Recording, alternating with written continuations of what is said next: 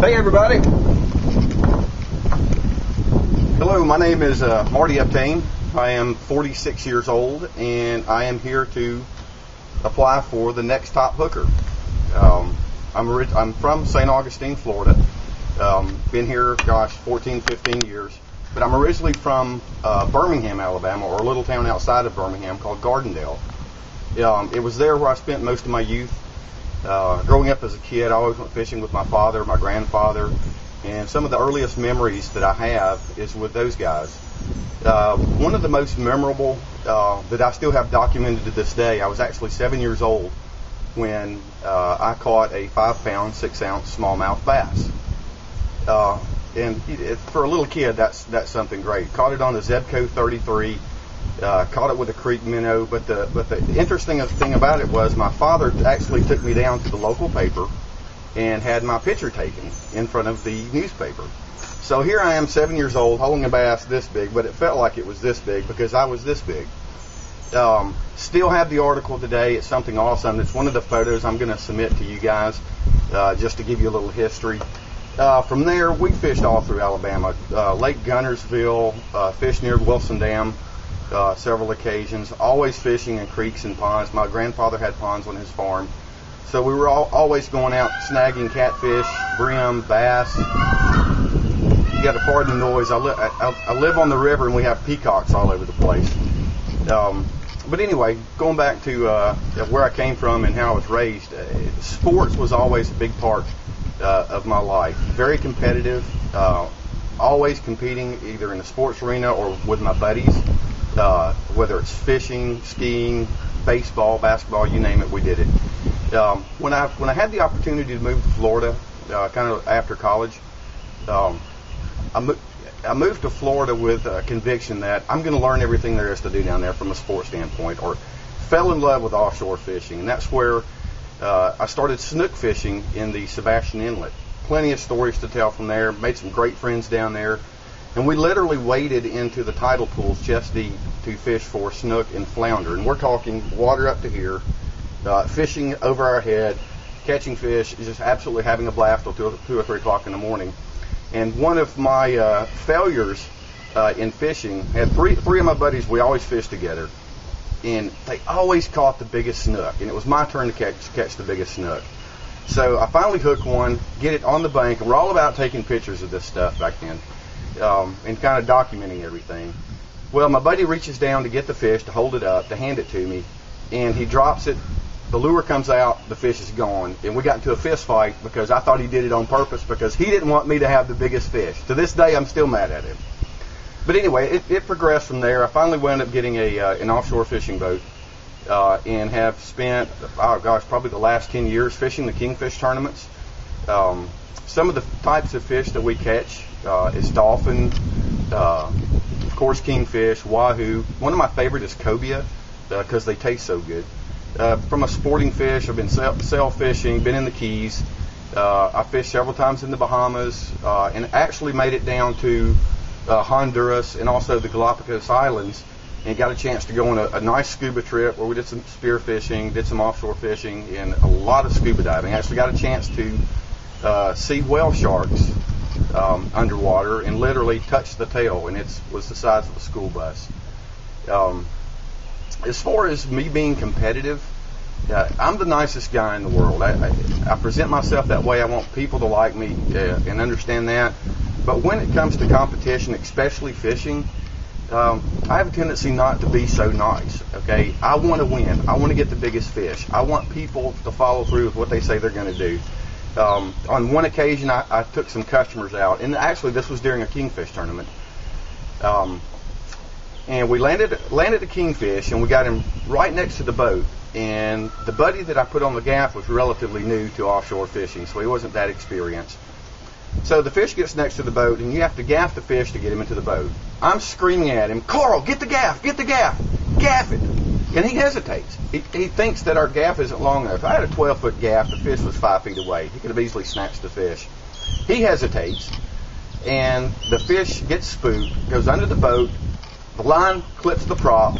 Fish is gone, and we could have won the tournament. It was probably the biggest kingfish that I've had beside the boat that we didn't get in the boat. Some interesting stories. There's always an adventure when we go out, always a story to tell. From back in '06, me and my father and brother sank a duck boat going across the river in Gunnersville, and literally had to swim to shore. Thunder and lightning crashing down, and we just took on too much water. Kingfish tournament about 2 years ago, some of my buddies came down, and we stayed up pretty late that night, and because it was so hot outside, we were probably 30, 35 miles offshore, just getting set up to fish. One of my buddies looks at me and says, "Hey, your buddy just fainted in front of the boat." And I actually saw it happen. I saw him hit the deck, hit his head on the side of the boat, goes into convulsions. So I'm sitting there. I got 3 other guys on board with me. One guy laying in the floor going into convulsions. I'm thinking, get the Coast Guard on the radio, right?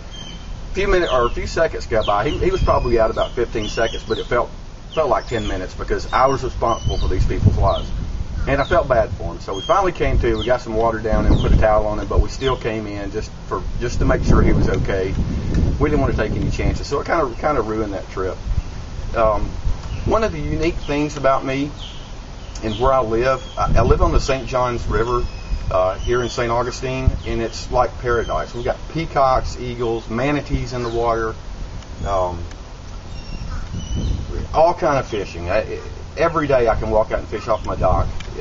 And we have a little competition between my neighbor and I, who's just at the dock right next door. We walk out and bass fish quite a bit and do a little fly fishing. And we're always yelling and bantering back and forth when we're on each other's dock. Who's catching the biggest fish? What's biting?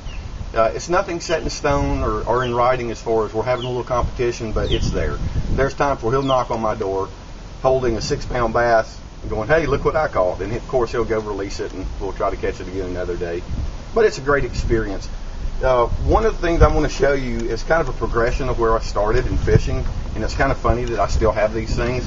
It kind of started when I was a kid, and I hope you guys remember this. This is a little Winnie the Pooh or Tigger fishing rod. I can still remember having one of these when I was a kid. Then we progressed on to the nicer rods and reels, which this is going to be a trip from the past, or a trip down memory lane. It's the Pocket Fisherman. We all remember these. Flop them out, you can fish anywhere you want to, and I've caught several bass on this. Pull over to the side of the road, get on my bicycle, ride to a pond, and I'm catching fish. Kind of progressed from there. I got a little bit better on the equipment. We went to the bait casters, and we're using this to catch bass. Fantastic. I feel like I'm an expert with this. This is one of the first, quote, professional reels that you had to practice to use to get good at. I love fishing with this, fishing for bass with this. When I got to Florida, I kind of progressed on to the offshore with the open face rigs, and everybody recognizes these rod and reels. This is a Shimano open face, and I use that offshore quite a bit, and in the river too. We'll catch redfish and flounder and fish like that, and always use an open face. Now I got into fly fishing a few years ago, and I had a rod custom made. Now this is so custom there's not even a name on it, okay? A buddy of mine in Birmingham, Alabama made this, and it's got a Reddington reel on it. I've actually been to Wyoming fly fishing, and one of the odd stories, it's not too funny, but I stepped on a rattlesnake, or had a rattlesnake striking at my boots when I was standing by the river fishing, and my buddy goes, "Hey Marty, you got a rattlesnake right beside you," and I actually felt it tapping at my boot where it's striking, but he didn't penetrate. I'm not dead. I'm still here. Then I progressed on to the offshore fishing for kingfish, dolphin, and mahi-mahi. This is my Shimano gear. It's a Speedmaster 20. Very nice rod and reel. Great for kingfishing. And then we get into the pin reels, and this is more for bottom fishing and also maybe a sailfish.